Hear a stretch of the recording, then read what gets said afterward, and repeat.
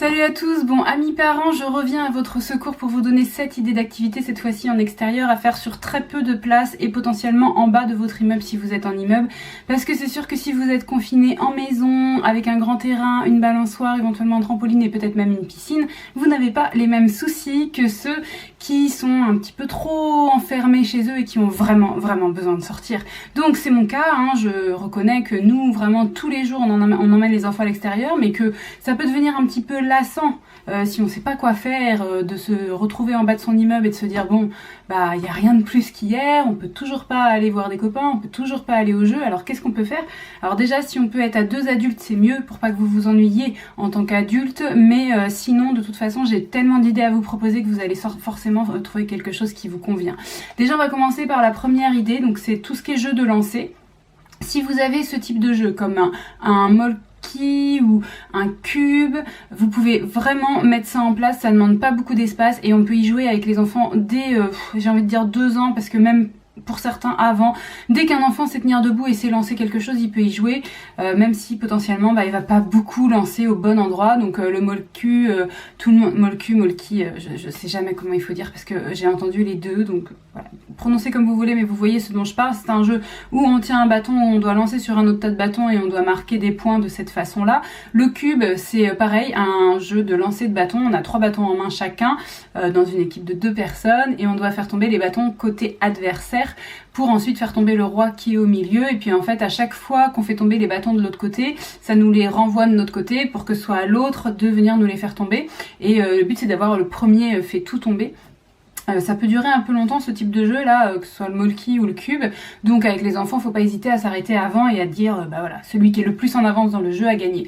Si vous n'avez pas ce genre de truc, vous pouvez quand même faire des jeux de lancer. Il suffit que vous ramassiez un bâton, des cailloux, vous mettez des traces au sol pour dire à quel endroit vous vous positionnez et à quel endroit il faut lancer, et puis vous essayez de viser vos cailloux au bon endroit, un petit peu dans le même principe que la pétanque. Nous on avait fait un petit cercle avec des bâtons en bois et les enfants avaient compris du coup où il fallait viser avec leurs cailloux, et celui qui était le plus proche du petit cercle marquait le point, au bout de 3 points on avait gagné. Voilà pour les petits jeux de lancer. On passe à la deuxième idée, des petits jeux d'équilibre qui vont soit être possibles avec du matériel, si vous avez par exemple une slackline, ça ne demande vraiment pas beaucoup d'espace, vous vous mettez entre 2 arbres, puis là vous faites des petits allers-retours, chacun votre tour. Vos enfants pareil, des petits, moi j'ai fait avec des enfants de 3 et 6 ans, mais ça peut être fait même avec des plus petits, marcher sur une slackline en donnant la main, c'est tout à fait possible. Et si vous n'avez pas ce type de matériel, eh bien il suffit de trouver un endroit avec un petit muret, des petits poteaux, etc. et de vous faire vos petits parcours de Koh-Lanta en vous disant bah voilà, on marche sur le bord du trottoir, on monte sur le muret, on essaie de passer de poteau en poteau, on fait éventuellement un slalom, etc.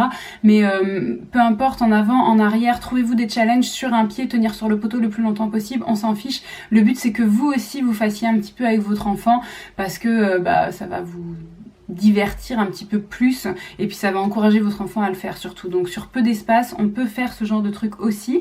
Nous la slackline ça a vraiment été super chouette et on est super content parce qu'on ne l'avait pas testé, ça nous a donné l'occasion de le faire. C'était un truc que mon conjoint avait acheté genre 15 € dans un petit magasin, voilà, donc c'était pas un gros investissement et finalement je pense qu'on va bien le rentabiliser parce qu'on a tous bien accroché. Troisième idée, descendre avec un ballon. On sait pas toujours quoi faire avec un ballon, on se dit que ça va vite courir partout, etc. Alors on peut s'entraîner à dribbler, parce que dribbler c'est quand même vachement sur place.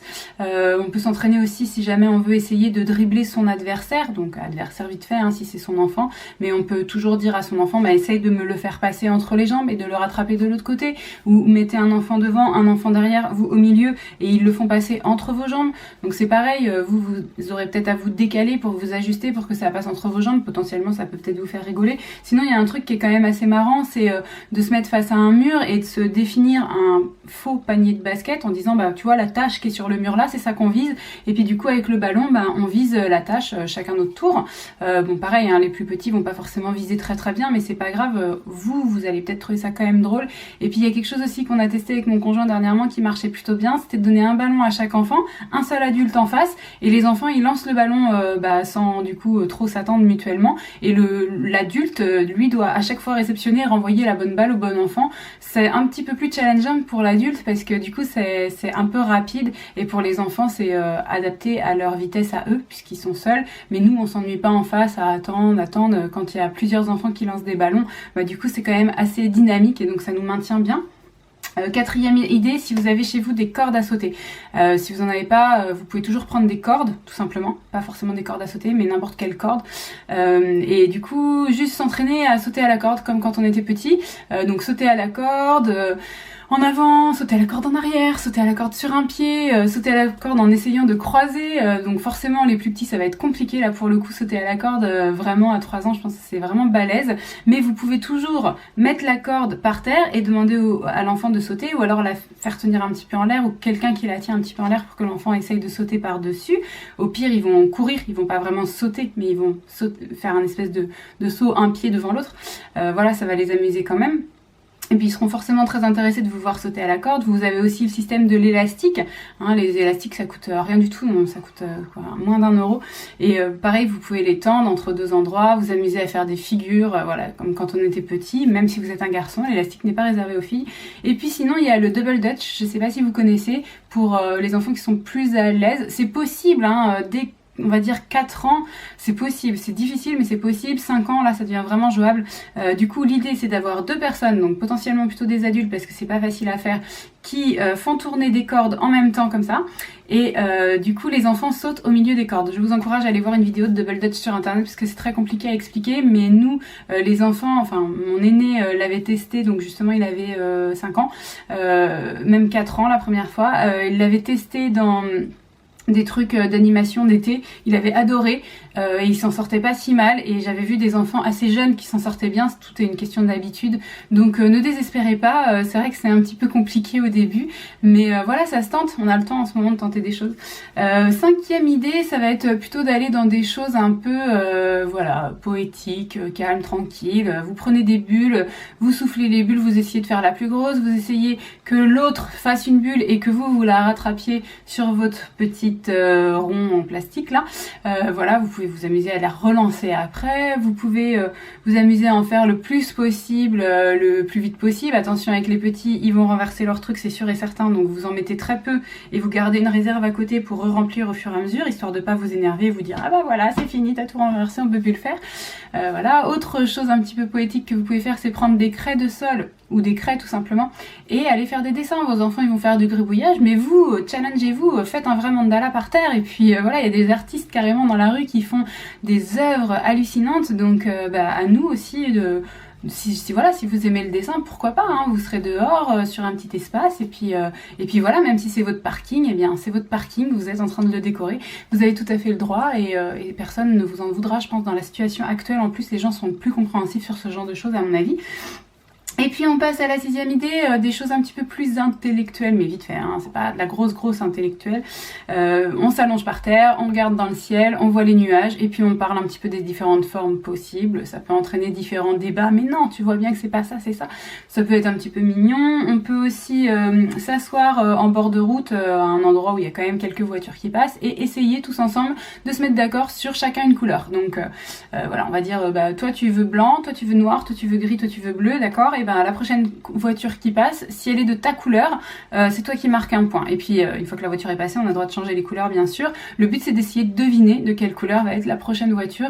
Nous ça a bien marché, y compris avec mon 3 ans qui a vite compris, puisque en fait à partir du moment où les enfants connaissent les couleurs, ils peuvent jouer à ce jeu.